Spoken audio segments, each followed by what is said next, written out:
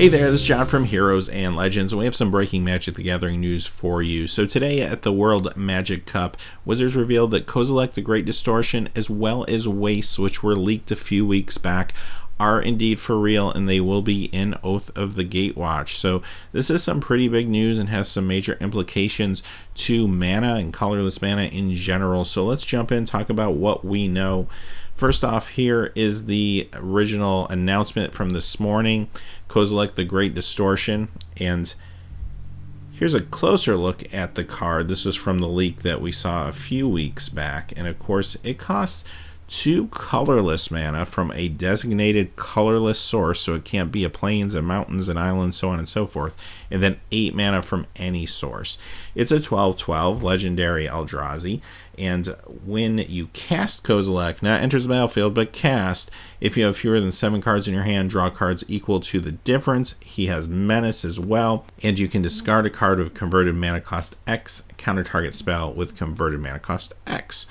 So that's a pretty huge mythic rare right there, and the colorless mana piece is very interesting, so let's look more closely at that. Now here's the other announcement from this morning about Wastes, and the one on the left is the one that we saw spoiled earlier. The one on the right is actually new. We haven't seen this yet, so let's talk a little bit about these cards and what we know so far. They are basic lands, so they have the basic land super type, which means you can put as many of these as you would like in your deck. You are not limited to 4.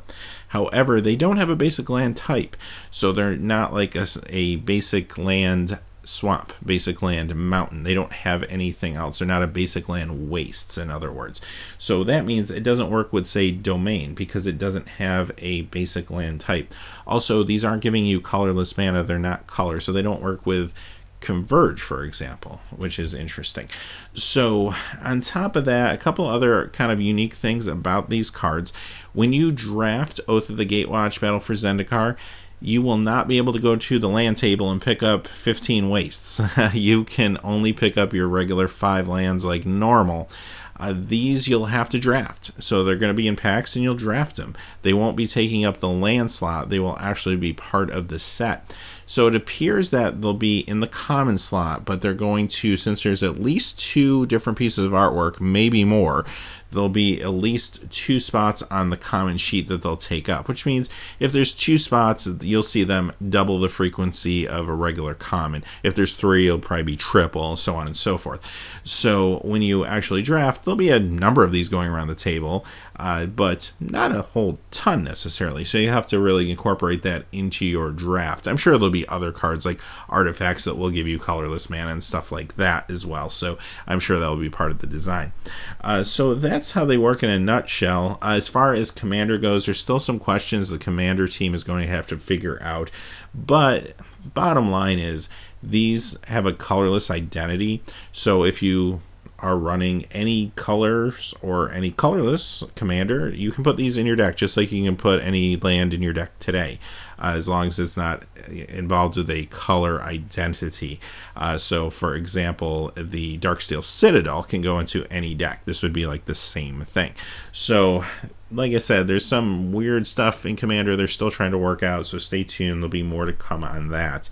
So having said that, we'll take one last closer look at Waste. This was the original leak, and yeah, there it is. So you can see basic land, but no basic land type. One of the questions I had the whole time was, well, why wasn't this introduced in Battle for Zendikar? And Wizards has come out and answered that. Mark Rosewater has just kind of said that they would have liked to put it in, but I think it sounded like they didn't want to throw too much new stuff in the one set, and they didn't really want to just kind of splash this. They wanted to introduce it in a big way, and now they have a dedicated set where they can introduce it in a big way. So that's the huge news for today. So one other thing I had to show you all quickly. Wizards also showcased the pre-release pack for Oath of the Gatewatch, so you can see your deck box there, as well as 4 packs of Oath, and that's the art that we've actually previously seen on the 4 packs there, so nothing new. And you get 2 packs of Battle for Zendikar, as well as your promo card, which will be a rare or mythic rare date stamped foil card. Yeah, so there you have it. That's the news for today. A lot of stuff to take in. So I'm sure we'll be hearing more about it as we go forward, seeing more cards spoiled. I'm very excited. I think this is an exciting change. Really the closest thing you can have to getting a 6 color, probably. I'm excited, but as always, hey, thanks for watching. Please remember to like and subscribe, and have a great day. Hey, thanks as always for watching. This video, like all my videos, was made possible by the generous support of viewers like you on Patreon. Even a donation of $1 helps me to keep growing this community and creating better quality videos for all of you. Check out our Patreon page for exclusive giveaways and future goals for the channel. If you haven't had a chance yet to subscribe, hit that subscribe button so you don't miss any of the MTG news, spoilers, set reviews, product openings, or finance videos on Heroes and Legends. Talk to you again soon, and have a good day.